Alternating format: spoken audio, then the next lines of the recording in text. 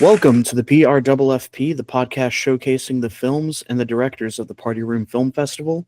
This week's guest directed Art is Life, Sweaty Gains, Photophoria, Sir Sam, and the film we will be talking about today, Mr. Numbers. Please welcome Paul. Hey, thanks for having me. That list is getting pretty long now. It really is. After 5 years, we're getting up there for sure. I won't waste your time. Let's just get right into it. So the announcement video drops, and it gets revealed that we are having a civil war, red team versus blue team. What were your thoughts on that and your team? Definitely at first, not really knowing how that would all work, but it turned out really fun. And I thought the idea was cool with the whole Marvel team thing, but also with it being an election year where there's this, red blue craziness going on anyway. So yeah, it turned out being really fun. Whenever I pitched it, it really wasn't a political thing. It was just Marvel's cool. But did you come up with it? Mm-hmm. Oh, nice. I was just it'll be fun. And originally, truth be told, I mean, we're just way off topic already. We haven't even gotten to question number 2. Originally, it was supposed to be the team captains. When I pitched it, it was going to be you and Levi because y'all tied for first in year 4. And so y'all, I pitched it, it was y'all as the team captains. So that would have been... It's our showdown, tiebreaker showdown. Exactly. What did you think of your team? Red team, obviously. Yes.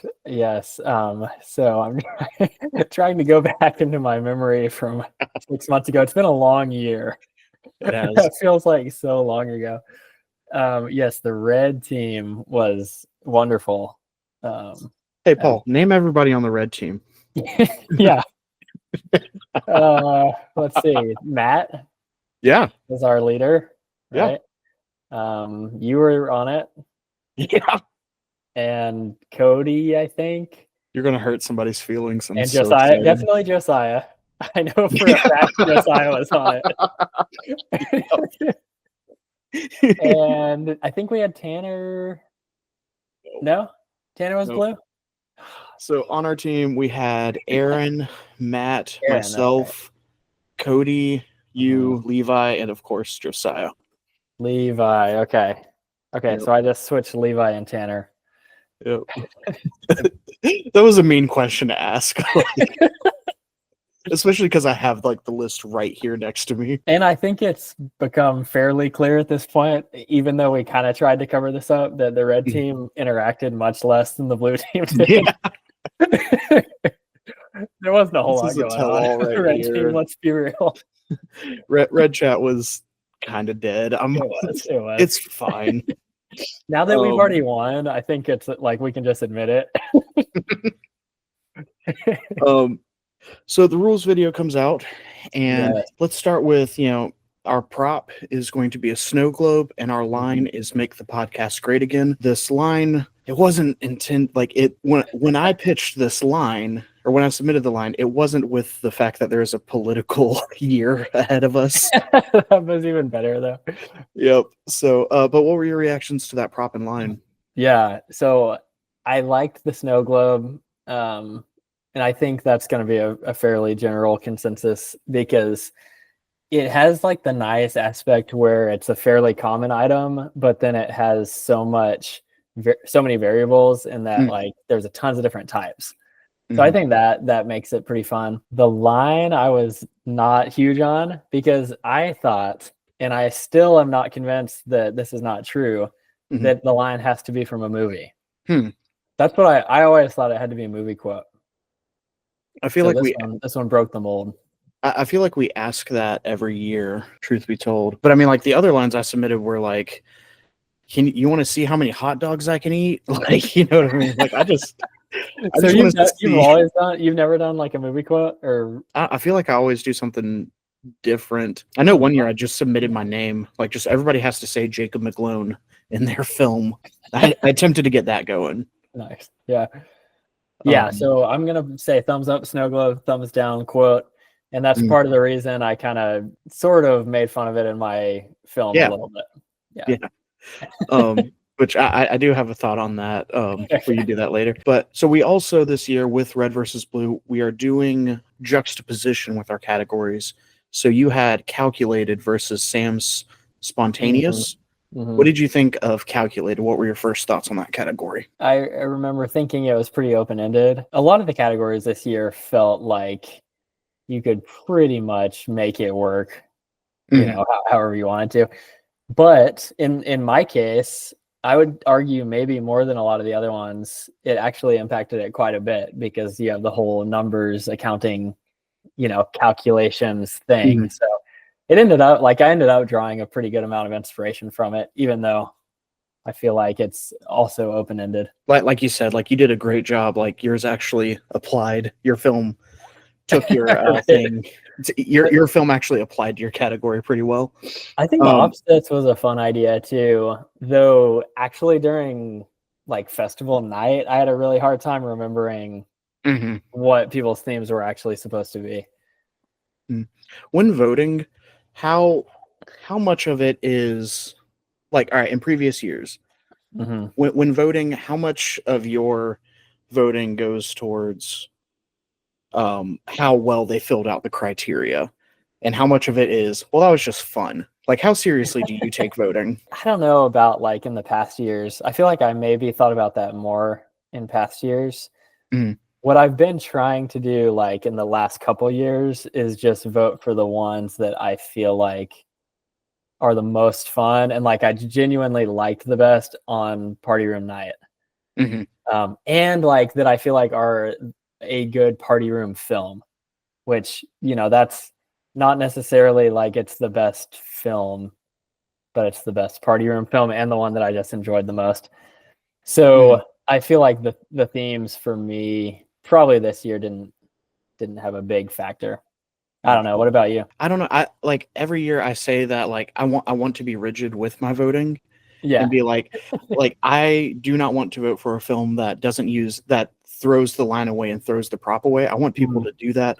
But then whenever it gets to actual voting, it's like, well, Andrew had a puppet and that's really fun. So yeah, that's true. It's hard to not vote for that. And then the last thing that's assigned to you, you have possibly the best actor within Party Room. You have Zach assigned to you. That's true, and I've gotten him twice.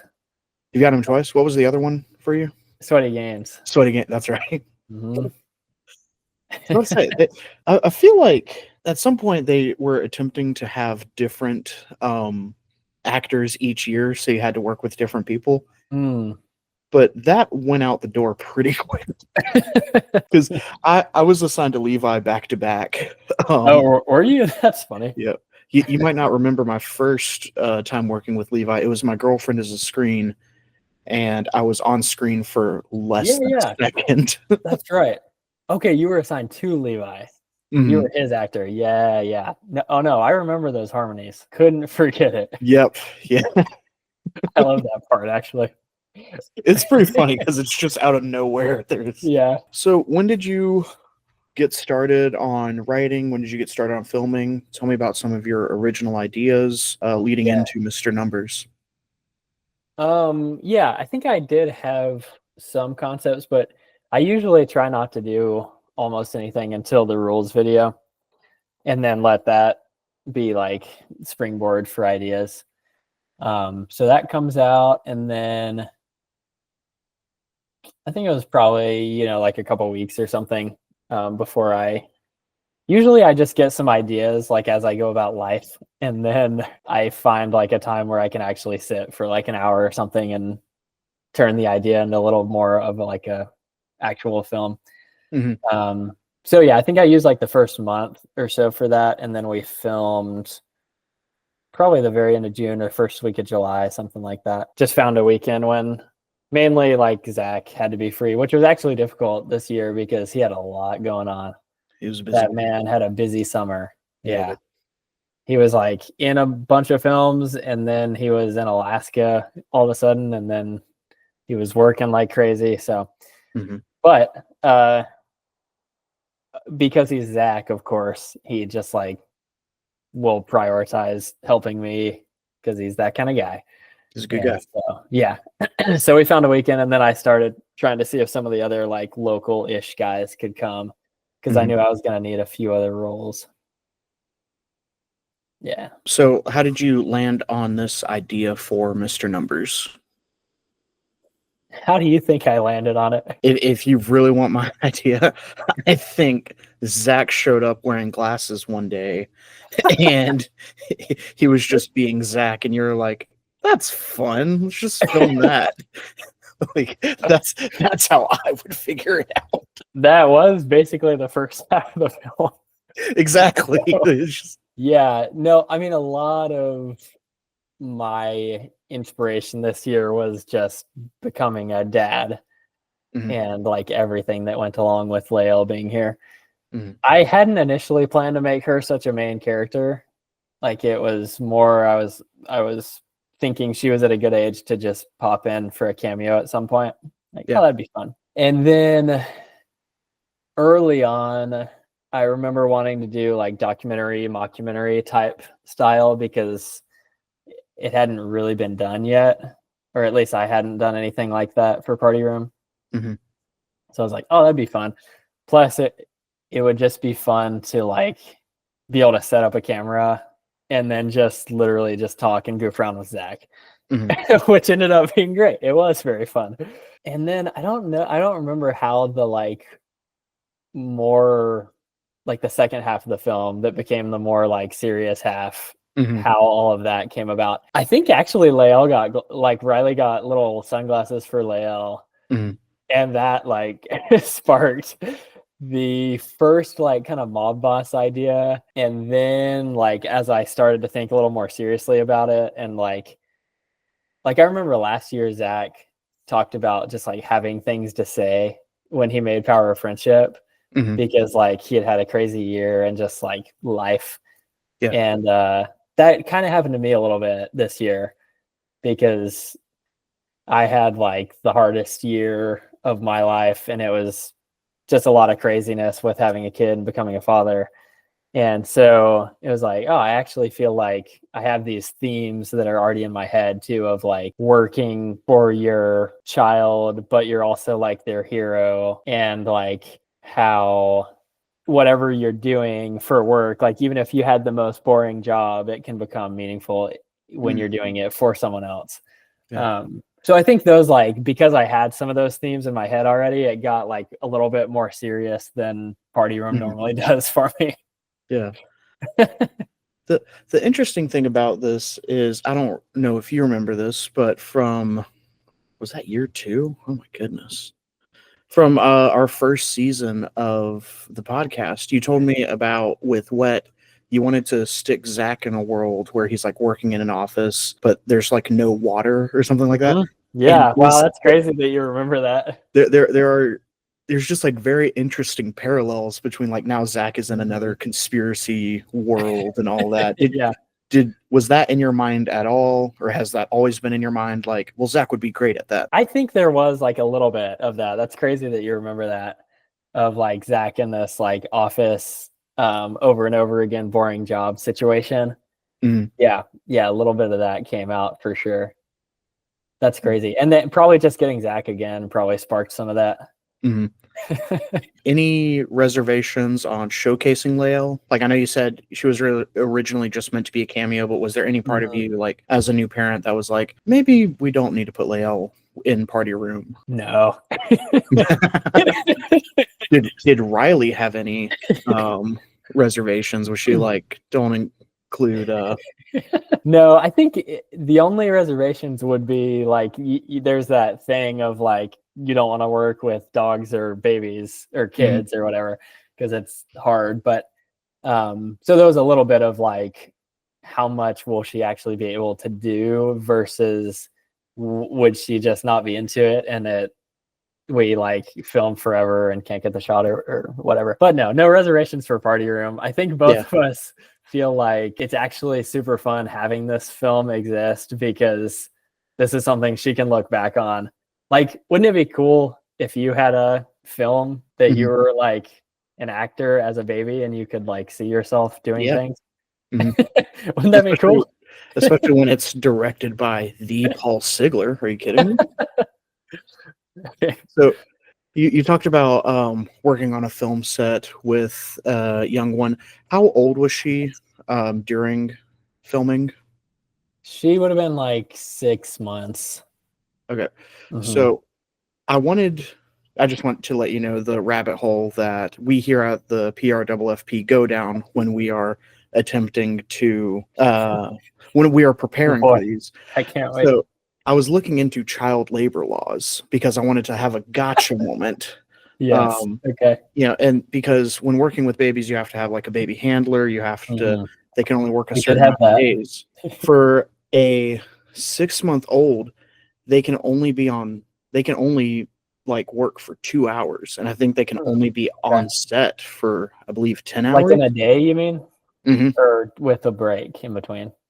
Like they can be on set, I believe, for 10 hours. Okay. But out of those 10 hours, they can only work for 2 hours. I see. So that's why twins are very popular for movies Oh, because right. they just like Yeah. switch those babies in and out. Mhm. But upon further inspection, Well, that's this one of the was reasons I was so happy when we had twins. It's like, this will work so well for party room. the crazy thing is this was filmed in Kentucky, right? That's right. I was looking like, well, sometimes they need to have permits, they need to have all that. In Mhm. Kentucky, section 339.2.0, children employed in the entertainment industry are exempt from child labor law requirements. They don't need to have a permit. They don't need to have regulated child entertainment. So you're completely above board. Right. Well, of course. I mean, I wouldn't have made the film if that hadn't have been in place, that exemption. And 'Cause I to definitely looked up all that, back in May.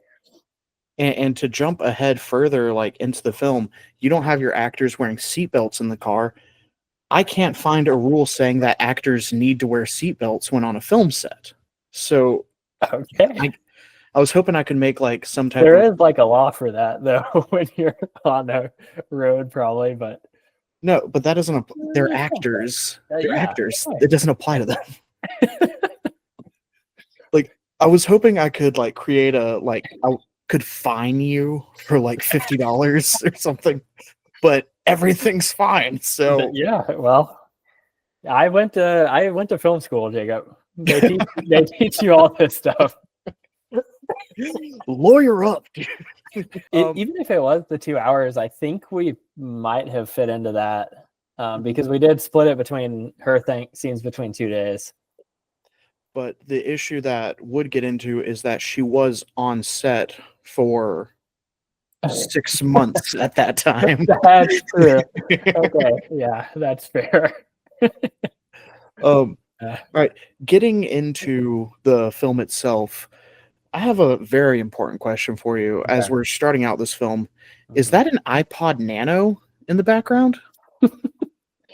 It is. Yeah. Is that getting used regularly? Who has an iPod anymore? Yeah. No, I still use it for my alarm clock is what I use it for now. Recently. So I had it in my office and I would use it just every now and then while I'm working. And then I just recently put it to my bedroom where I use it as my alarm and I play the song that I used to wake up to in high school that was on that. And it's so much nostalgia when I hear that. And what is that song? Oh, it's a song by Waverly. You ever heard of Okay, them? I think so. It's called Praise and Adore by Waverly. Go check it out. It's good. Praise and Adore by Waverly. Waking up Paul every day since middle school. Isn't it All right. amazing that the iPod's still going strong though? How one That was a it's Christmas present for me when I was like 8th grade, maybe 8th or 9th oh grade. wow. Mm-hmm. Wow, and it's that same one. That's not like a new Yeah. generation one. No. That is pretty It was impressive, like, actually. back when like you asked for iTunes money for Christmas and you Mhm. went on and, bought an album for 99, what was it? maybe $99 or something, Yeah, it $9.99 or was something. $9.99 for an album and $1.29 for songs. For Yeah. popular songs, less popular songs you can get for 99 cents. 9 cents, yeah. Do you know how much money we all wasted before streaming? Yeah, well, iTunes really was a scam, like much more than CDs and stuff, because CDs a lot of people were able to keep, like records, even Mhm. cassette tapes. I feel like the iTunes stuff just kind of disappeared. A little bit of a tangent. So now we have to pay monthly, which I don't know how I feel about that either. Yeah, it's all bad. I just want music for free. Paul, tell me a little bit about Adam Zachary. Tell me about this character. Tell me his favorite shows. Tell me his favorite meals. Just tell me a little bit more about this character that we might not see in Mr. Numbers. I think I originally texted Zach and said, "Hey, do you want to play an accountant from the Midwest?" And he's like, "Sure." So originally he was gonna have that, Midwestern kind of accent, kind of like Wisconsin. Oh, you betcha. Yeah, there you go. And we did some takes with that and kind of messed around with it, and then he then ended up like going more into himself, and it just got funnier. I think it got funnier when he did that, and we were able to just be more like loose with it. So anyway, the accent got dropped, but yes, he's an accountant from the Midwest, from Wisconsin. Was Zach Adam able to pull off that accent well, do you think? Yeah, I think so. I think it just was a little bit too distracting, like both for the audience and for us, as we were like wanting to do more of this just like real documentary style. I imagine you already struggled a lot to not laugh every single take. Yeah. Especially and I had it in the outtakes. But the thing about counting to 10,000 was that was improv. And like we did so many takes on that, and I eventually just like would start recording, and then I had to leave the room and just let him go. Yeah, that one, for whatever reason, that joke just killed me. So you said it's improv a good bit. How much pen to paper did you actually put script wise, or did you all kind of show up and just start playing with it until you found what you were going to do? I think it was mostly like bullet point. Like I had like some ideas for jokes, like working from like the commute, like the working from home commute thing, the coffee thing, the working at Kroger thing. That one was a little bit more scripted out, but it was more bullet points. And then I would just ask him questions. And then I even started just asking him like questions like I would do on an actual shoot. Like some of the things I like to like just ask people when I'm doing real work and just let them answer as Adam Zachary. So that was pretty fun. Now, Adam Zachary says that he used to work at Kroger's. Is that different from Kroger, the grocery store? No, it's the same one. It's just Adam Zachary doesn't know what it's actually called. And I love that you just the pan up to the souvenir on the wall. You did a great job with this film. It's very funny. It's very funny. Moving on, we take a little tour around the office. This is your office, right? This is where you're in the office right now. I am. Yeah, I'm in it right now. Right on the set. I went back to the set hallowed to record ground. this podcast. Yeah, the whole thing was our house. Like it shows the exterior at one point. I like that you use all the quotes. And yes, you make a little jab at the "make the podcast great again" quote. Do you know the Andre the Giant Obey picture? No. Like that logo? Here, let me share it with you because it's very much Andre Giant. What were you going for when you originally made that poster to put on Adam Zachary's wall? Well, it's you from your Fever Dream film. Yeah. And I mean, that was just it. You were just like, oh. Well, I knew you were the one that submitted the line. Yeah. And I also liked how it was red and blue. and we have Mhm. like the red and blue thing going too, so it just seemed That's appropriate. true. And all the other ones I used like the character from the movie, Mhm. and I was like, well, this one's not from a There's no movie. movie. So just find Jacob in a movie, and Do you see this? yes, When, yep. when you did it, that's what I Mhm. thought of. It's just this. Yeah, I can see it for sure. Yeah, I But like so that. That makes me like it even more because I like Andre the Giant.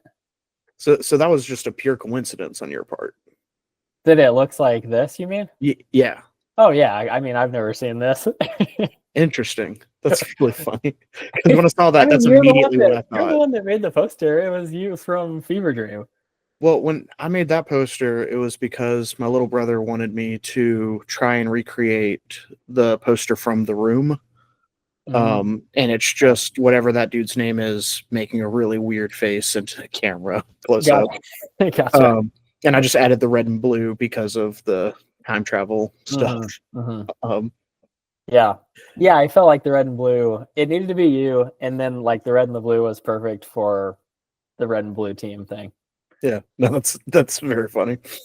Um, something, and again, like this probably goes with the improvisation aspect of this, but was there any direction, as he is going to each of the posters, each of these inspirational quotes that motivate him throughout the day, he comes back to sit down and he like kind of bumps into the microphone, sits down. Did you tell him to do that? Did he do that on his own? Tell me a little bit about that. No, that was just pure Zach there. Yeah. Which I do like that touch. There were a few lines that I was like annoyingly specific in how I wanted them delivered. Like Can you some of the share any of ones, those? I'm trying to remember. There was one specifically that took us forever. Poor Zach. I just made him do it. Like he would deliver it, and I was like, "That was really good, but I think let's do it one more time." Poor guy. We did it so many times. I think it was the Kroger one. Going into I was a bagger at Kroger. Like I had a very specific way I wanted that to flow that I felt like made the joke, like the bagger line, funny. I feel like it needed to be delivered like very specifically. So yeah, we did that one like a million times, but So it turned out great in speaking the of end. Kroger's, Yeah, Kroger's. My is this grandma, by the way, corporate? my grandma always called it Kroger's. And I always thought that was hilarious. And I've heard other people do that too. And I don't know why people want to add an S on the end, but Like I've heard people refer to it as like the grocery store. Like I'm going to the grocers. Like okay. I'm going, As opposed I'm to going to the shop Kroger's. to go. Like I'm going to Shoppers. So like, Yeah. um, Yeah, but no maybe one says that's just Walmart's. yeah. No, it's very interesting. Publix Um, already has it on there, I guess. Winn yeah, Dixie, Publix's. Piggly Wiggly's, Myers. I mean, that Do one's y'all on do y'all have Food Lions up there? there. No. I Interesting. shopped there when I was in North Carolina, but no. Gotcha. Aldi's, all that. Anyway, All these, yeah. is this corporation that Adam Zachary is working for? Well, I guess let me ask this: is he working from home? Yeah. He is working from home. Yep. So this corporation might not know that he has a Kroger's souvenir in his office. True. Yeah, they might Okay. not. But so if he is working from home, why is he so okay when coworker number one just shows up in his house? Well, he's definitely caught off guard at first. Mhm. Okay, there's two. There's actually two answers to this. There's my answer for explaining it and making it work in my film. Yeah. So like the kind of nonsense answer, and then there's the real answer. My my film answer, a director answer, is that he was caught off guard. Yes, because the guy showed up in his house, but the camera crew's there. He's in the middle of doing a documentary, and so he just tries to play it cool because he's like, all these people are in my house filming me. Why is my coworker here? But let's just play it cool. Yep, that's definitely what it was. And what it isn't is that we changed the line while filming because Zach was improvising it, and he was originally gonna say, "How'd you get into my house?" where he says like he doesn't talk much. Yeah. He was originally going to say, "How'd you get into my house?" or something to that effect. Yeah. It's amazing. So you just referenced the camera crew Yeah. within. Why is Adam Zachary being interviewed for the camera crew? Is this a documentary into this corporation? By the way, do you have a name for this corporation that he is working for? Would you like to share that? Would you not like to? It's completely the actual company that he's working from home for. Yeah. I actually Everybody don't, wait a second while he makes one up right now on the spot. Yeah, exactly. It would be called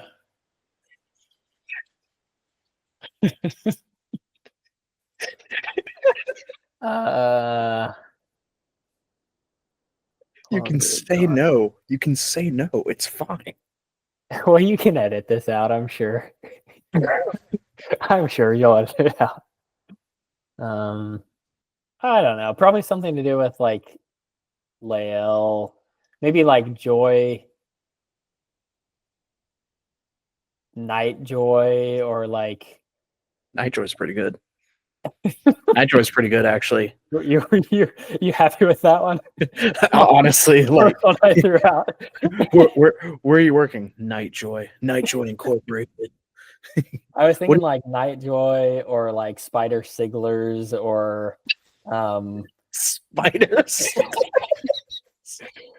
Lael Pool, Wolver L. What? Super. That would be a good one, like Super Joy. Iron. This is going to be the next 15 minutes of the podcast. It's just all pitching ideas. Iron Laels. All right. Cat. No, that one doesn't really work. What's your favorite superhero? No, I don't. Pajama Sam, obviously. All right, we'll go with the first one I said. What was it? Nightjoy. Nightjoy. Okay. That's good. Yeah, Nightjoy. Anyway, back to the original question. You mentioned the camera crew. Is the camera crew there for Adam Zachary, or are they there like to try and peek into Nightjoy's operations through an unsuspecting, just kind guy?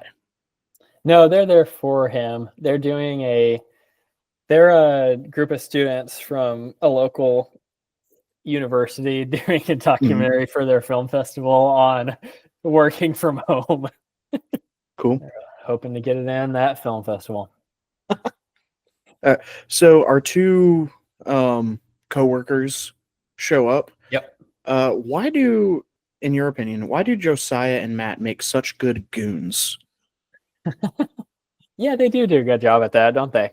They really do. In a lot of ways, this is definitely the most like Stice film I've made. Yes. Like, so he was perfect for it because it seems a lot like one of his films where there's just like a random action and spies, and a lot of the Matt stuff was incorporated in this. So I think that's why he's perfect for it. And then, yeah, Josiah has done a little bit of this too. Actually, didn't he kind of play that character for a Matt film where he was Bargain Batman? He was along with you. Yeah, Bargain Batman, but also remember when he was like Harry Fogel's assistant? Yes, actually. That was pretty much the same guy. Something about if you put sunglasses on Josiah, he becomes an agent. Very intimidating figure. Yes.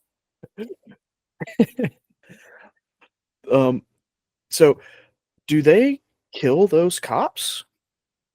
And what was that like having to because obviously, like, we see the red and blue lights, so you obviously had a cop car on set.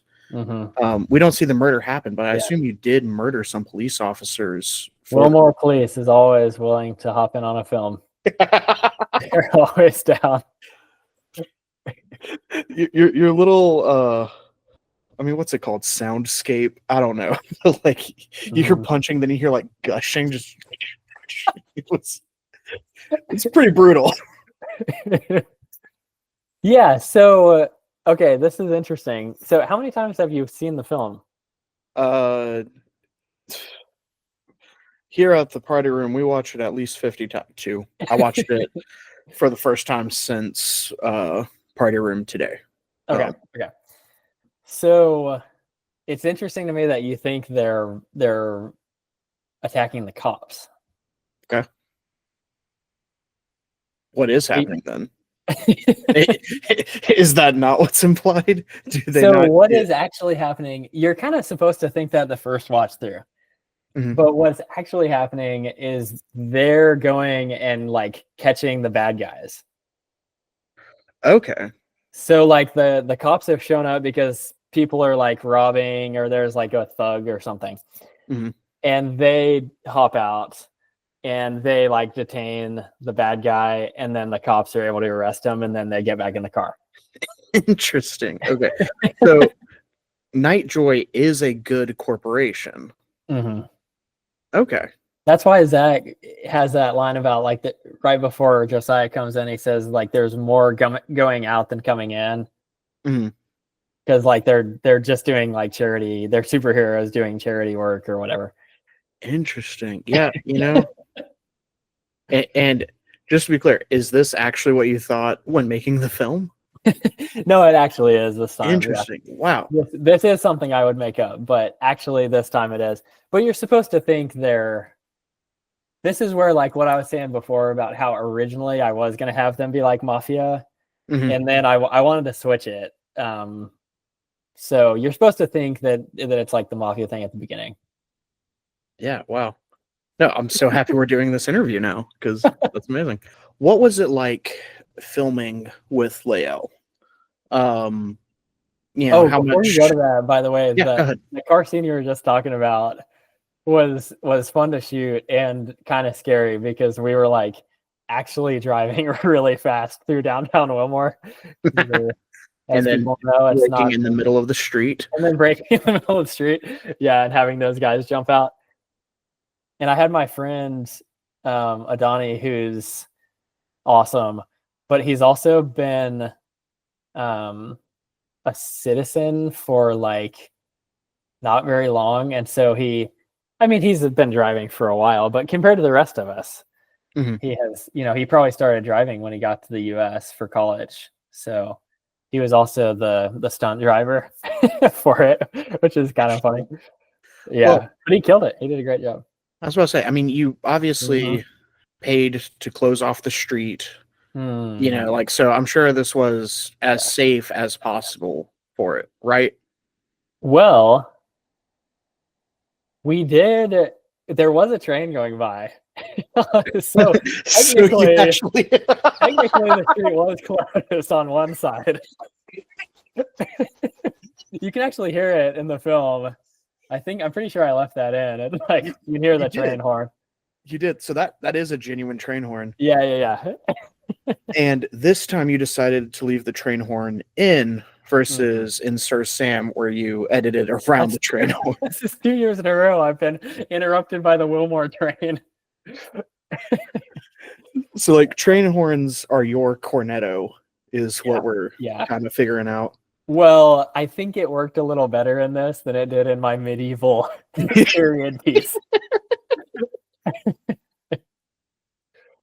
Oh, that's funny. Yeah, no, that's really funny. I thought you added the train horn in Ghost. No, that's genuine. That's awesome. What was it like filming with Lael? How much of it was like just tell me a little bit about that. Yeah, so I said there's that thing about like not filming with babies and pets, but it was actually great. She killed it. So we kind of hit it at the perfect age, I think. Where she was like just getting to the point where she can kind of do some things, but she's not at the point where she's opinionated. So we kind of hit the like baby sweet spot. And she also just has like a really chill, easygoing personality anyway. So that helps too. So she did great. Also, I think this is a safe space. You can admit that whenever y'all were trying to have a baby, you planned it all out so that, the date of the birth would lead to about 6 months hitting right at party room time. Like, you can admit that, this was all a play for party room, right? Okay, well, if this is a safe space, then really, I mean, I've been wanting to get the best actor award for a long time. And so, yeah, really it goes back to when I started dating Riley in college. And you were like, look, one day there's going to be a film festival. I just know it in my bones. And I thought it was going to get us the Dewey, but and maybe it did. There's debate about that, but we can get into that later. So yeah, dating Riley, and really this is my encouragement for anyone that wants to win some awards is like, just start dating somebody, get engaged, get married, have a baby. It'll pay off. That historically, that has not proven true, but that's fine. But nobody with a baby has won a Golden Dewey. So historically, what you're saying is false. Yeah, true. Yeah, I guess that's true. Yeah, I can't argue with the statistics. All right. Anyway, I cut you off. Tell me a little bit more about. Oh yeah. So filming with her. Okay. The other thing that was huge is that Zach is really good with babies. Yeah. Because he has his nephews and stuff, so he's like used to babies, and so for pretty much all the shots of her, he was like off camera, like being funny and like, and she really enjoyed him too. So that also really worked in our favor. And then I wrote all of her scenes were very much written for like, what is she going to be able to do relatively easy at this particular age. So yeah, so those things all kind of went together. Plus Riley like timing it all out really well with like naps and feedings to like make it where we film those scenes at the optimal times. Okay. Because since we just did it all at our house, basically Leia was just like, we just had those scenes ready. Yeah. And then we were like filming other stuff. And then it was like, okay, like she slept or she's eaten or whatever it was. And it's like, all right, let's shoot her scenes. Because y'all have it down to like a parenting wise, y'all have it down to a decent enough routine where you'll be like, she shouldn't be cranky at 3 p.m. So that's when we need to. That's really interesting. Really you kind of learn those rhythms pretty quick as a parent. When the logo appears in the sky, right? And Josiah flies off, we now know that, or maybe everybody else knew, and I'm just the one that is catching up. I now know that Josiah is a good guy working for Nightjoy. He's responding. I love how we have a name for it now. It's a good name. That's her middle name, by the way, is why I went with Joy. Her middle name is Nightjoy? Lael Nightjoy. That's Joy. So cool. Nightjoy is such a cool name. Maybe that'll be our next kid. First name. Nightjoy. Nightjoy Sigler. That's really good. Anyway, again, maybe I'm the only one who didn't catch on that, these guys are good guys. Before we go to that, sorry to keep cutting you off. No, you're good. What do you think of the if we're just going in sequential order, maybe you'll come back to it. What were your thoughts on the encounter scene? Where he meets her for the first time. Yes. That was kind of what I was getting at with what was it like filming with your daughter? Yeah. What I thought of, just all of these like very deadpan shots of like, just Zach, the light overhead hitting his face, and he's just kind of like staring with that Zach face. And of course, like, that seat turns around, which, is that just Riley underneath a table spinning the chair?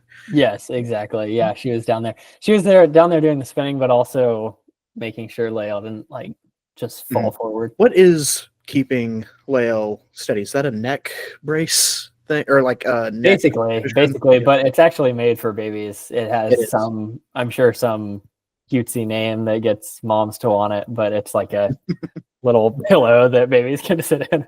Mm. And so, I was originally gonna actually find like an office for mhm. that scene. Like that was my original plan, was like to go to some local office and film that. Um, but I ended up being much happier with it being in the nursery, because I just think that kind of plays into the whole like imagination piece of it. So one of those things where going more simple, I think, ended up being better.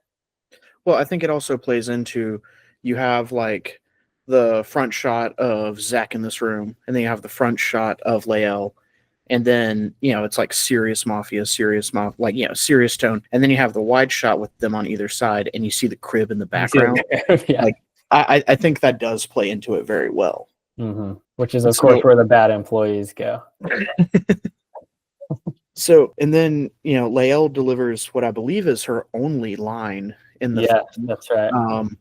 Did she? I know you said that you had Zach repeat his line a few times because you wanted it a certain way. Tell me a little bit about, was she a diva about that line? Did she nail it? Like, tell me a little bit about filming that. So I just held the camera in front of her for a while to try to get some variety, and Zach was doing stuff. And so I was filming for a good while, and she was just like making some faces and staring. And at one point she tried to take her sunglasses off, which ended up being that like pretty funny shot where it looks like she was trying to get her to look at him.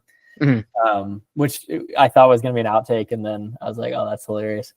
Yeah. And then, so after like a minute or two, probably, of her just totally silent, I was like, what do you want? What do you have to say to Zach? And she was like, blah, blah. And that's when she said that.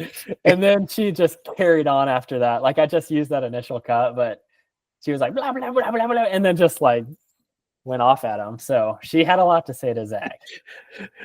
And that's when you were like, no, you got to stay on script. No. Right. She wants to be like, Lael, the script says blah, blah. Nothing else. Keep it together. And then she went to her trailer straight after that. Took us 2 more hours to get her back out. Yeah. Look, Zach has earned the right to improvise on this set. You have to earn you just got here. That's right. That's right. Yeah, when you've been in as many films as Zach has. But I mean, like, as dumb as it is, the chemistry between Adam Zachary and the boss was phenomenal. Like, it really was. He did that very well. It captured and played very well. Yeah, it was very fun.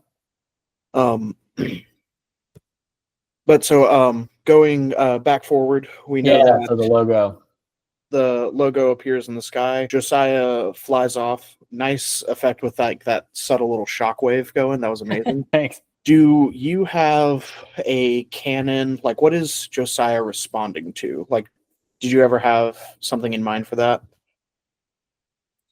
Oh, like, why is he flying? What's he going to do?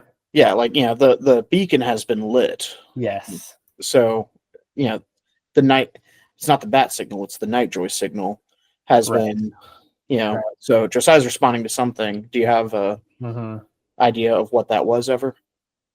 Yes. That was, and Paul makes it up on the spot right now. That was actually a bomb set to go off in City Hall. At least they had gotten the threats from the Day Grump, their nemesis. The Day Grump was out there causing trouble again, at it again. And so he and his goons had like threatened to set up a bomb, City Hall. Of course, as Nightjoy probably guessed, they actually were at the bank, robbing the bank. So Josiah probably would have been flying straight to the bank. Maybe Matt was at City Hall, just to make sure about the bomb threat. And Josiah probably would have gotten the day grump. Interesting. Another day of saves.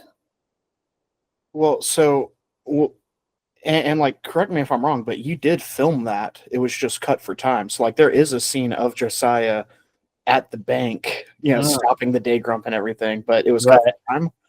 Yeah, that 8-minute limit is so sad sometimes.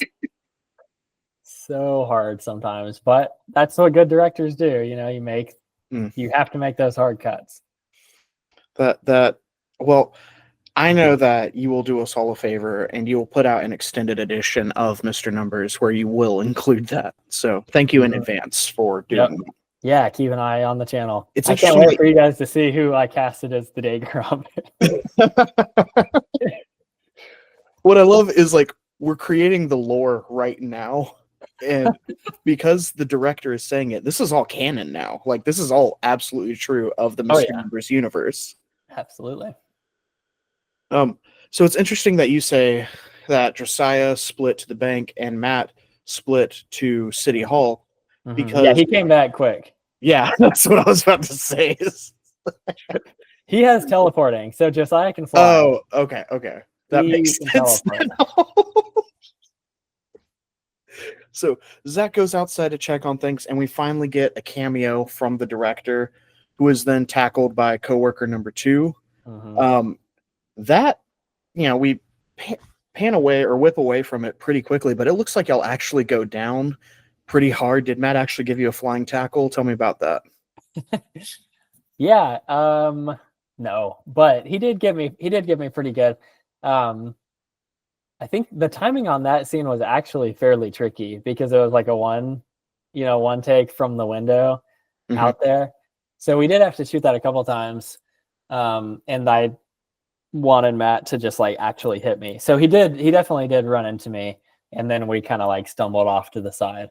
But the timing of all that. And I think actually the first take, we were like standing too close.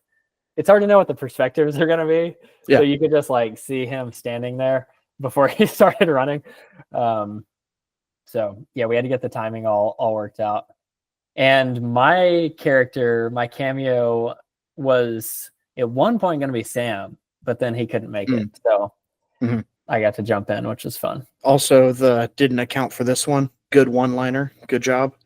Yeah. I can't remember. I'm not sure who came up with that. I'm pretty sure that was an on-set ad. Nice. Yeah. Why was your character going after Zach? Or sorry, Adam. I'm very sorry, right. Adam. Yeah.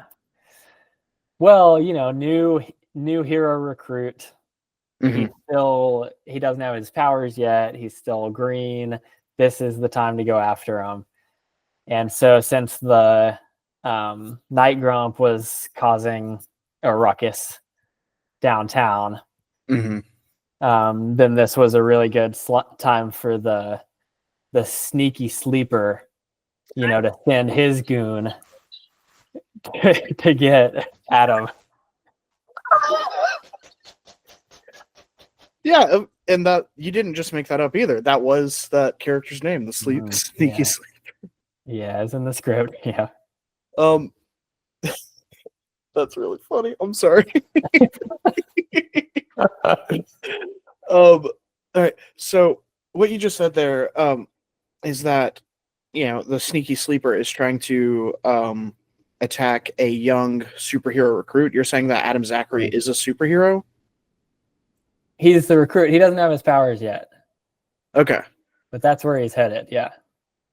So is Nightjoy man, this lore is getting crazier the more we talk. So is Nightjoy kind of like Vought from The Boys, where they are manufacturing superheroes? I don't know what that is. Vought, but I can imagine what it is based off the context. They have a serum that they inject into like babies that gives them superpowers. And okay, kind of like Sky High. Yeah, except they don't. Sky High, those are genuine superpowers. Okay. Like Spy Kids? Spy Kids don't have superpowers. Okay. No, keep listing them. Let's keep going. That's all I got. Like Dragon Shark Boy and Tales? Llama No, Girl. no, those were imaginary. They could do anything. Okay. Yeah. Okay. Like Dragon Tales? No, they just had a scale for the thing. So is Nightjoy that? Mm, eh, I would say no. I mean, Nightjoy is primarily centered around Lael, Mhm. boss, and like she's the one on the logo. You know, she's the main hero, and then really like the other heroes like Zach and Matt are just there. It's all about Adam Zachary Mhm. because he's the one that in reality is her dad. And so like he's the ultimate hero. He just doesn't know it yet. And Mhm. so those guys are really like just her helpers to get him to realize who he is as a hero. Mhm. So you just said that at some point in there, you said that the boss is like, the one of the ultimate superheroes. So what are Lael's superpowers in this? Right.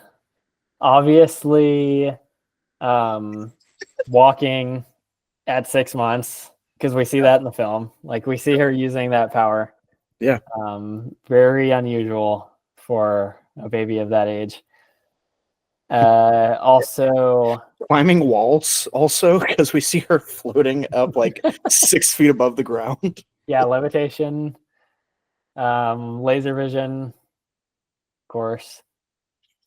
I mean, she's kind of one of those like catch-all superheroes. Yeah. You know, like Superman. It's like, what's his powers? Well, he can just do everything except he has a weakness. That's kind of how she is. Amazing. Lael, the boss, comes in to Adam Zachary's office Mm-hmm. and she grabs the glasses. Was that natural or was that planned and puppeted? Like, tell me a little bit about that. I thought that was going to be like a very easy shot because she was just getting into grabbing everything. Mhm. Like she was at the age where that's like what she wants to do is like you're trying to eat and she like, grabs your plate and you almost lose all your food, that kind of thing. However, she didn't care about his glasses. So we like held her up several times and she just didn't do a thing. Mhm. So I think Riley ended up having, or we ended up having to give her the glasses to like play with. Mhm. So like she was like, "Oh, this is my toy now," and then we put it back, and then raised her up, and she immediately He's like, no, did the mine. thing. Yeah, yeah. Which kind of backfired because then as soon as we were back to normal life and like someone with glasses was holding her, she wanted to grab their glasses, which turned out to be really annoying. Taught her a bad habit for the film. So, and that kind of probably explains why she wants to hold on to the new set of glasses that she is giving to Mr. Numbers. Yeah. How many takes for that one? So that one I actually knew going into it was going to be the hardest because while babies are very good at grabbing things, they are not good at giving things. Sharing doesn't come intuitively to a 6-month-old. You heard it here first, all you that don't have kids yet. I'm sure that was like the parenting revelation for you. So yeah, that's part of my role here as one of the two fathers in Party Room is to just give you guys parenting tips and tricks. So yeah, so I knew that was going to be tough. That one took several takes, and then it also took some like help from Zach. So turned out funny though because I like how she like kind of changes her mind and like wants to get one more taste of them before giving it back to him.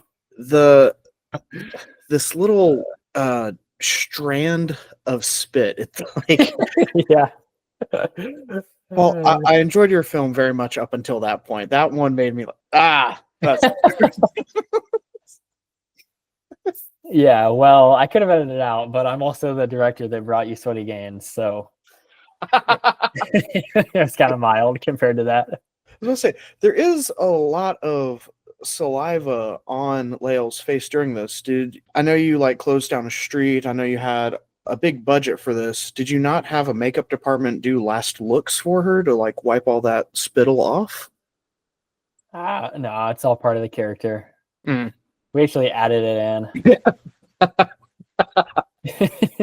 Who is this woman? Who is the mom in this film? Adam's wife. Yeah. Okay. Who is the actress? Oh, Yeah. that is her name is Noelle. She's the wife of the driver, the stunt driver. Okay. Cool. Yeah, a friend of ours. She went to Asbury actually, but both of these two did. She was probably 2 years under me, which would maybe put her in your class. You remember Noelle Endicott? I don't. What about Adani Marfna? Still no. Okay, well, she has a baby, like a 1-year-old, and so, that was part of her experience. Plus, I think she did some acting in high school or college or somewhere along the line. So yeah, she killed it. She was great. Awesome. And so then we get back to normally I would, sorry to cut you off. Normally I would have just, because we only had exactly the amount of people that I needed to be in the film on set. So like that's why Josiah couldn't be, like, Josiah had to fly away because he couldn't be in the scene with the gunman because someone had to film. And we only had so many people. So anyway, just I had to film so that way I could be the cameo. Similarly, I normally would use Riley for like a role of a woman. Yeah. But I was like, with it being Adam's wife, I was like, it needs to be someone that people don't know. I just felt like it would have like broken. It was kind of an important moment too. I just didn't want to like break that with like, oh, here's someone we all know in real life. So yeah, no, that's a really good point actually. So we come out of this, it's revealed that this is all a daydream, so none of this was real. We're back in real life. There's no more Kroger's souvenir, there's no more quotes on the wall. We're back to a normal office. Yeah, just tell me a little bit about this. Yeah, and the nerd logo I think appears for the end. Yeah. Well, I knew I needed like some way to visually help the audience to realize that like something was changing. So the small office changes were like part of that idea. And then I ended up doing stuff in post to sell that more with like the color grading and stuff. Yeah. So yeah, all trying to just like help the audience immediately know like, oh, okay, we're in a different reality kind of. We've come out of the imagination.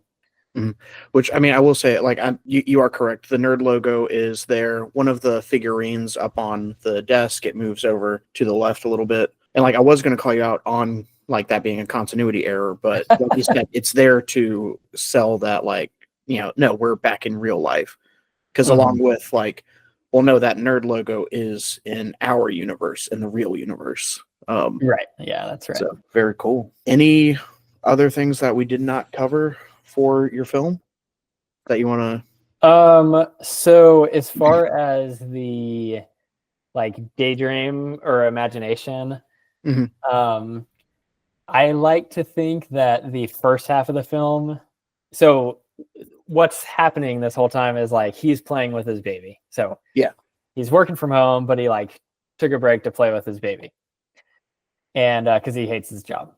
And so like the first half I like to think of as Zach's imagination, and then the second half is Lael's imagination. I like that. And then also like how he views himself versus how she views him. So like in he's seeing himself as kind of this just like nerdy, kind of lame, dork. Like goofy dork from the first half.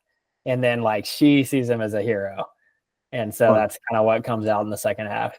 And then like what the ending is about is his wife like helping him, his wife coming in to help him see himself the way that she does. So it was hard to communicate that like in a way that wasn't just totally cheesy. Like I didn't want her to come back in and say like, you're our hero. you know. Yeah. Like I certainly could have done that and it would have been more clear. But I was like, let's just try to have her say thank you in a way that like hopefully she's saying more than thank you for just like watching her for a second. Mhm. And like the goal is that she's like saying like thank you for working a job you hate every day to provide for us. Like you're a hero for doing that. And then he, you know, kind of goes back, embraces that role for real life then. That's really cool. And it's a lot deeper than any of my other films. yeah, well but it's a lot deeper than I gave it credit for. Like that's very cool. It's very touching. Talking with you this evening has given me like a better love for the film. Like obviously it was already funny and good, but like now that I know like your motivations behind it, it definitely makes it. I mean, you know, I'm gonna be the one to say it. Recall, I Am a Monster should have gotten second, and Unstoppable Force should have gotten first, and then you know whatever you did can get third. Yeah. Fair enough, except for I should have still gotten second. I do really like your film, so I'm okay with that. But let's keep Mr. Numbers in second, please. Actually, we'll talk about that more when I get to my presentation. So it's good that you brought that up. Okay. But yeah, lots to unpack because it was my Zach Adam year, I'll just call it, of like having something to say. And when you have your first baby and then also like think your first baby might die and then go through 6 months of like learning to be a parent for the first time, then you have more time to just like think about some random stuff. And so I would say like I definitely, being a parent causes you to like slow down and have more downtime that feels very like ordinary. You know, you're just like sitting there rocking this baby, you're changing a diaper, you're watching them play, whatever it is. But there's definitely like a beauty to how it makes you slow down and like just embrace the ordinary, the mundane, if you will, and like try to find value in that. So all of those things were like a little bit coming out in this silly film. It's beautiful. And now here's a word from our sponsor. Mitchell's Hot Takes!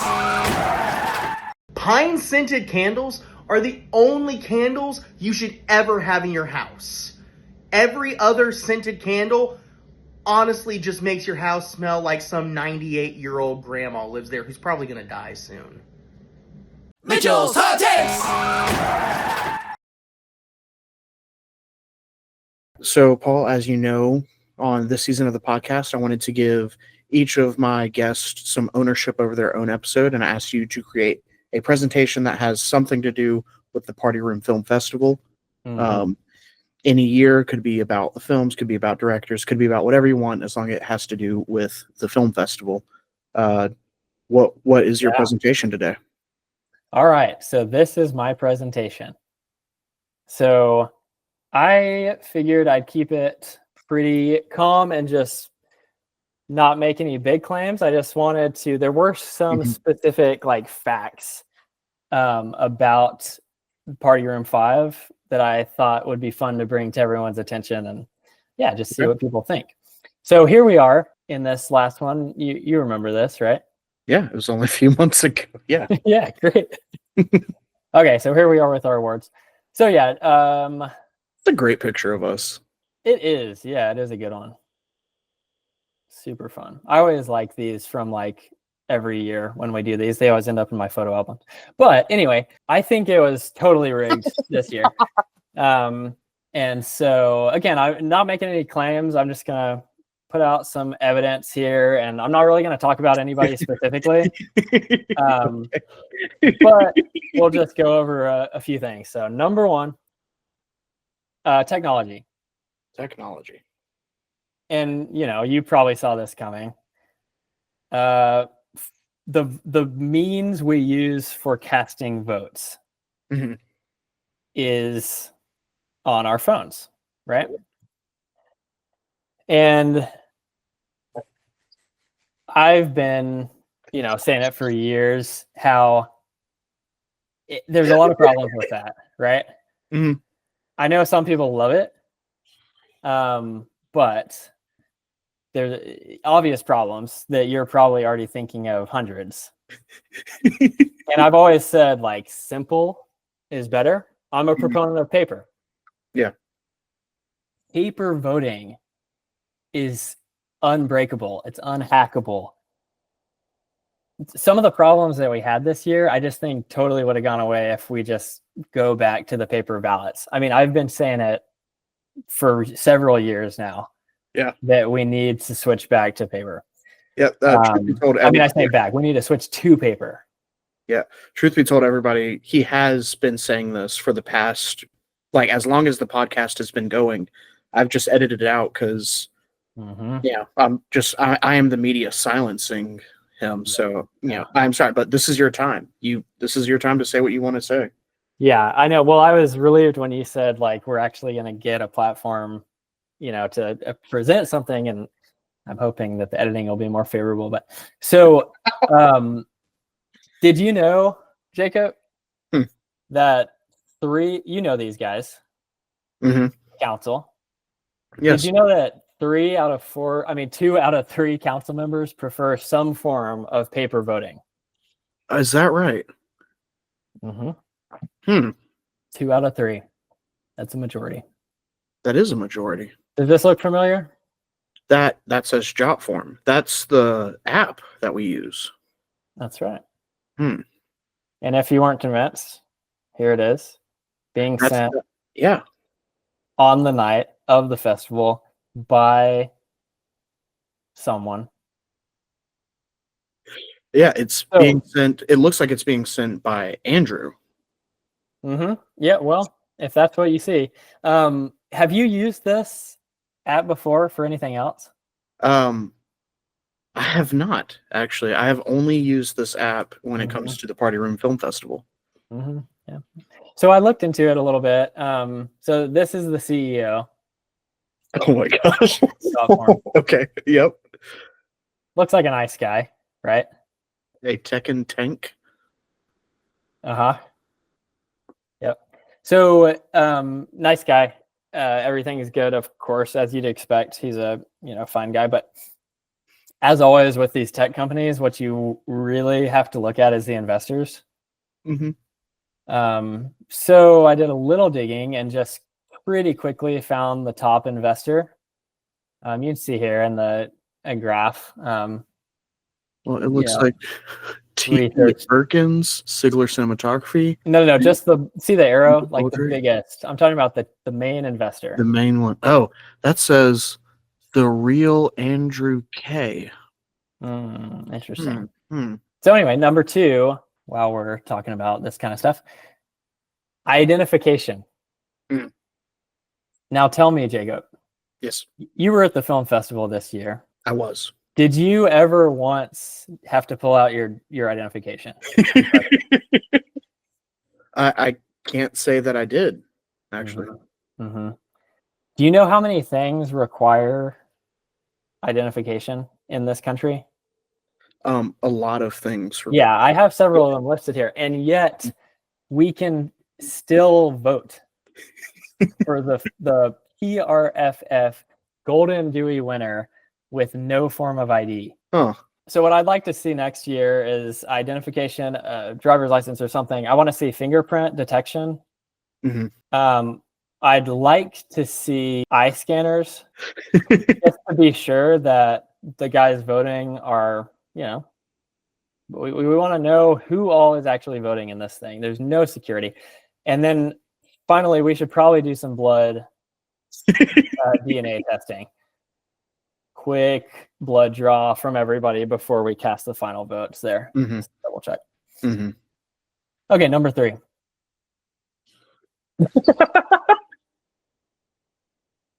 Illegal audience attendees. Okay.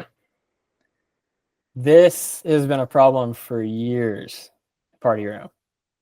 Years, but it's never affected us so much as it did this year. For example, like here's a shot from our time together. Mhm. Anything look weird to you in this picture? As I'm looking around, I can't. It does look like Riley is dropping Lael in the back. It looks like No. Lael is 3 seconds away from a concussion. That's yeah. It does actually look like she's leaning. You know, something's going on there, but not what I'm talking about. Not what I'm talking about. Anything else? I can't see what might be weird. Okay, let me zoom in. Okay. Okay.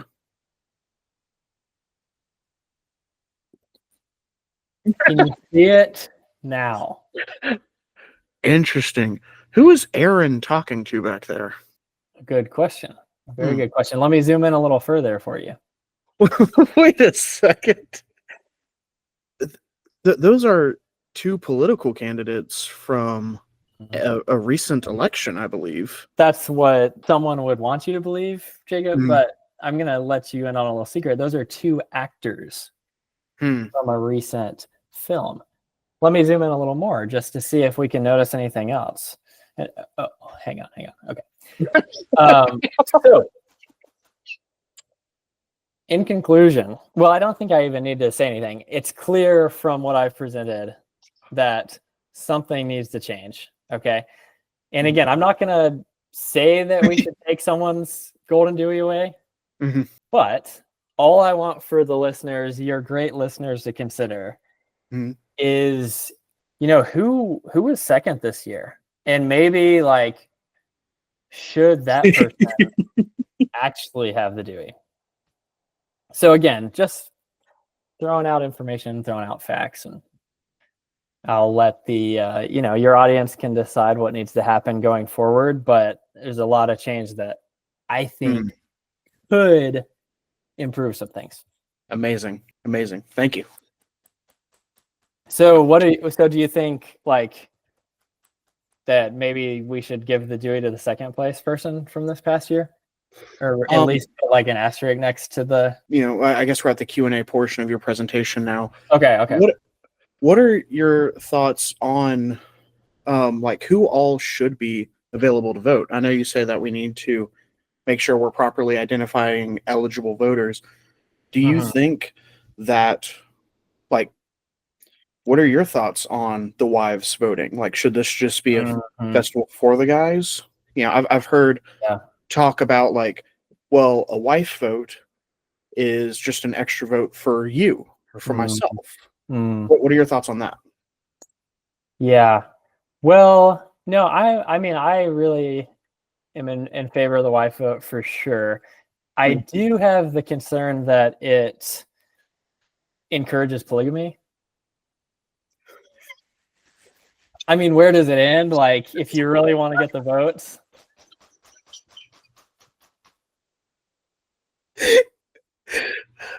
I mean, I will, you know, I wasn't trying to go here, but I think that the Golden Dewey should go to the second place person, but I think that you shouldn't have gotten second place.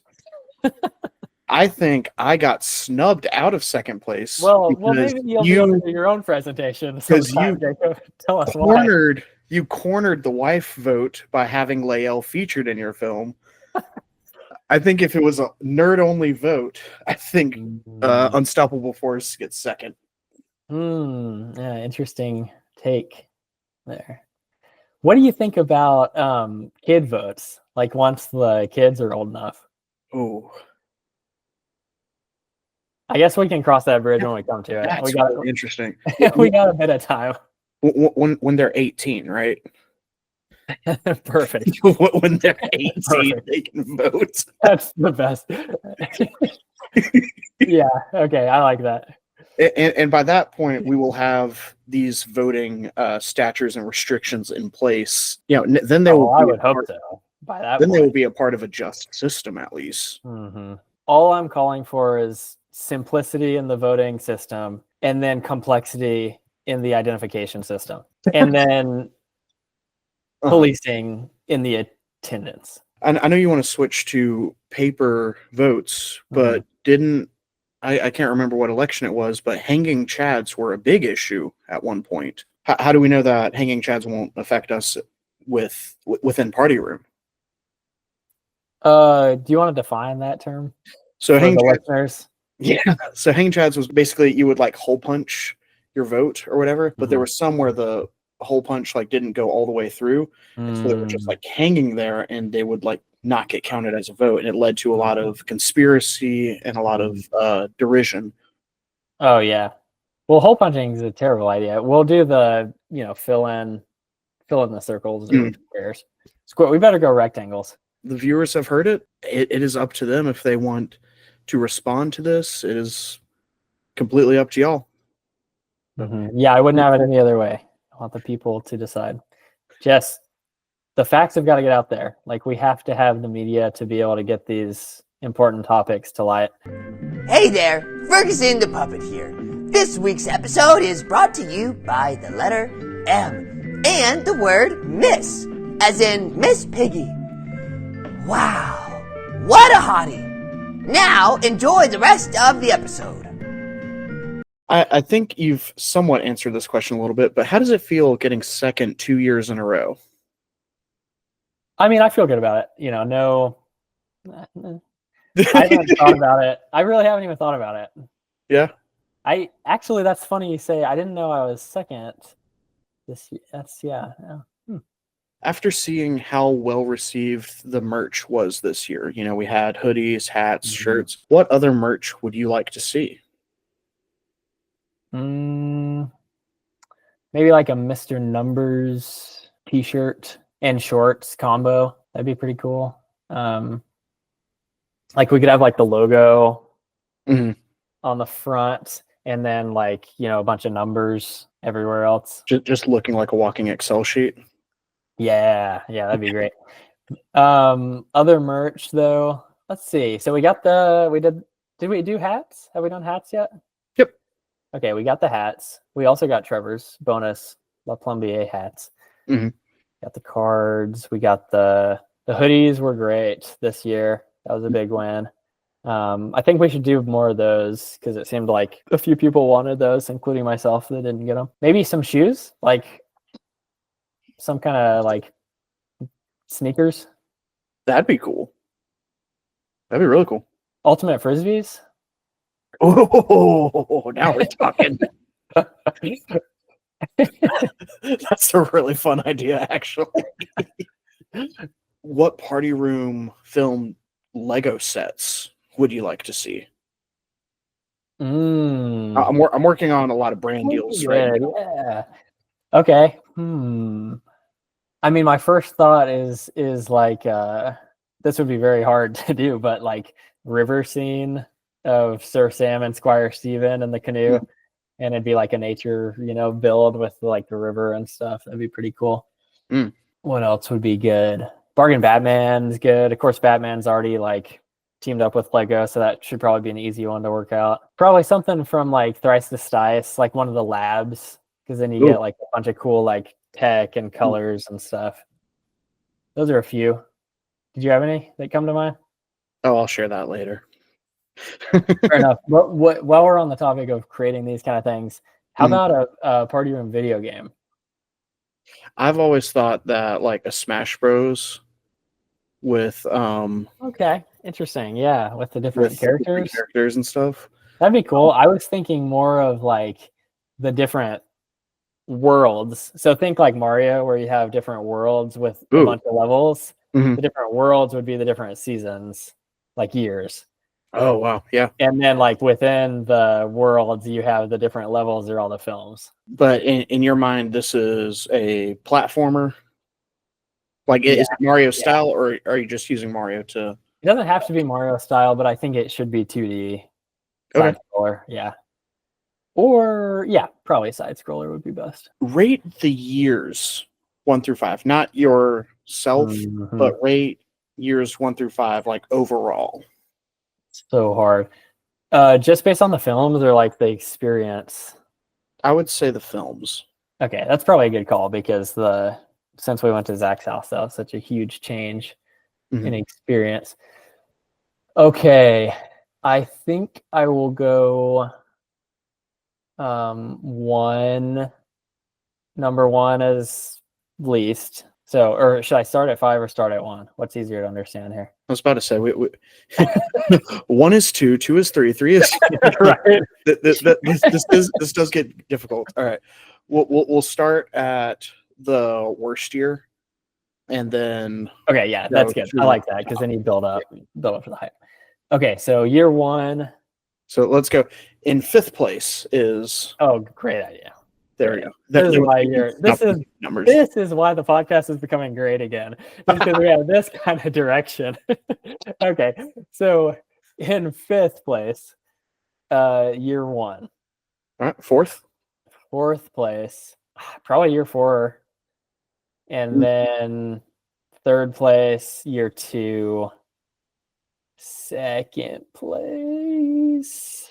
You're down to year 3 and 5. Those two are really hard. 3 and 5. I don't know what it was about 3 that was like so fun, like so good for some reason. But I also I was a big fan of this past year. So I just don't know if I have recency bias is the problem, but I'm just going to embrace my recency bias and say 3 in 2nd place and then this year in 1st place. Next year you'll be like, no, Yeah. your was actually pretty Yeah, exactly. I do think a lot of people are of the same opinion that like 3 and 5 are like very close. Yeah. But They're both now, really- but now I would like you to rate yourself over the years, your films. Yeah, okay.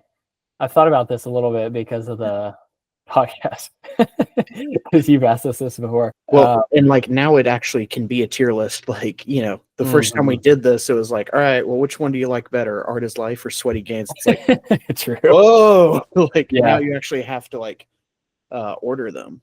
I still will use the disclaimer that I think it's very hard for me in that it's hard for all of us, but my films are really different from each other.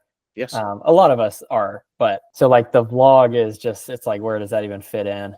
But I will go. Oh, the other question is like year 3 with the photophobia thing. The Photoverse. You're right. As your diehard fans refer to it, and that's me. I call it the Photoverse. Perfect. So like when Andrew just ran the poll recently, he grouped those as one. Are we doing that, or are we just? I would saying, think so. Okay, because to me that elevates that particular one because it was like supposed to be a combo. Okay, I'll go my own year 1 in 5th place again, just like I did with the whole festival. I do like it, but it's just very different, and I don't like it. Well, yeah, okay. Year 1 and 5th, 4th place. It's interesting how these change over time too, because Sir Sam, I like wasn't huge on when I made it, and then I recently went back and watched it and really enjoyed it. Yeah. So it's funny how these things do kind of change over time too. At this point, I think I'll go ahead and put Sweaty Gains in 4th place, and then Sir Sam in 3rd, Photophoria 4th, or 2nd, and then Mr. Numbers in number 1. Mr. Numbers is your favorite. Do you think? Which I think is my exact order I just did for the festivals. I should have written it down, but I think that's correct. Actually, maybe 4th. No, I think I think I just did the same thing. Maybe. I think year 4 might have. Did I switch 4 and 2? I think year 4 might have been your 4th option. Yeah. Yep. But very close list. Do you have concern about Mr. Numbers being your favorite because of recency bias as well, or do you think that no, that's just a good film? I think because of like all the backstory I've already gone into of what it like means behind the scenes for me, and because it's got my kid in it, I think it has a good chance of maintaining that spot. But there's always a chance that it'll slide out. We'll see. What is next for Paul Sigler films down the road? Party Room 6. We have any ideas? Will we ever meet the Day Grumps? Yeah, man.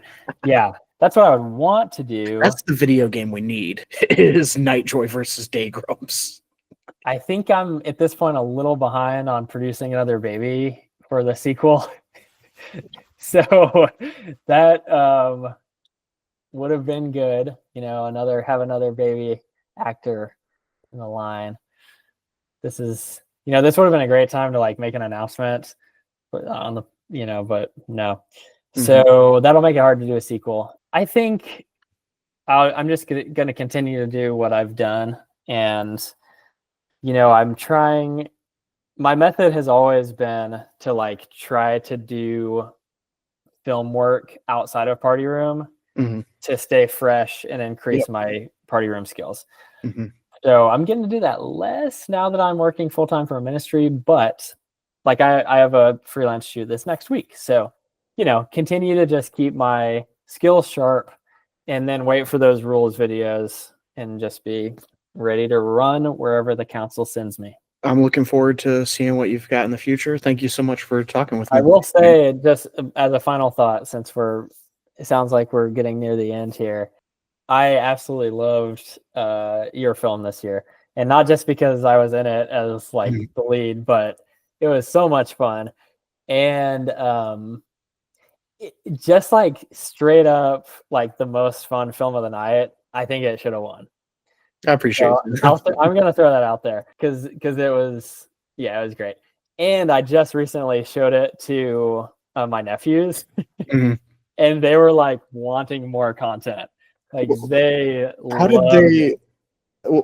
the age spread for nephews? Do you know? So it's 3 and 6. 3 and 6. How did they respond to the clap-o-meter? Oh, great. Actually, my parents and rest of my family was watching it and like everybody got into it. Interesting.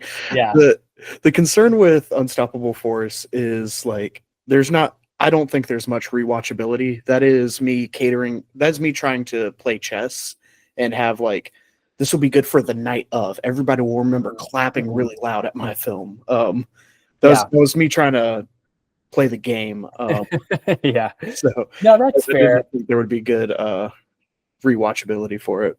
But it's fun to rewatch if you watch it with other people that haven't seen it, right? So in a sense, you're right, but like I really enjoyed watching it with my family because they all got into the clapping. And I think I said this in the chat, but like the 3-year-old kept saying, he was like, "That looks like Uncle Paul." For the guy. He like kept talking about how the guy looked like me. And then but he could not, like, my brother was like, "That is him," and he's like, "No." Yeah. The guy on the screen is so cool. He's like, "That guy is on TV in a robot. Okay, that's not him." Well, I mean, while you're giving me my props and stuff, like I'll go ahead and say this, during your episode, there's a reason that I chose you to be the Orange Force fighter, because you were my ace in the hole, ace up the sleeve, whatever. When it came to how not to find food in the wild, your performance was just so remarkable that I knew that you could bring what I needed to this film. And I remember telling you on the phone, like I told you about the clap-o-meter very early on. Yeah, that's right. And I told you that I needed you to bring the charisma and like magnitude of Optimus Prime. Because Optimus Prime has you in the theaters ready to fight some Decepticons, and you brought that. So oh, thanks, man. The reason that film is great is because just the cast was amazing. So thank you for yeah. You did. It was an honor, and if people haven't rewatched it, they certainly should, because you couldn't even hear me the night of because the clapping was so loud. But yeah, the performance was just stellar. So people should definitely go watch it again. Okay, I was just gonna say one more thing about your film. My dad, after we finished it and the kids like wanted more, he was like, "This guy could have a career in kids television or something." So just wanted you to know that if you ever, if the podcasting doesn't work out or something goes wrong in the future, like just know. Yeah. They absolutely loved it. Alongside Tanner's all 3 of his trilogy, they were also very into those as well. Yep. Be on the lookout for the show Unstoppable Force on YouTube Kids TV. It's coming in, but making sure that these next few meetings go well. It should be coming spring of 26. So filming is set for 25. Yeah, should be good. Oh man, my nephews are going to be excited. Well, Paul, thank you so much for hanging out with me this evening. Yeah, this was fun. Thanks. This has been the PRFFP, and I'm just hanging out. Hanging out with my family.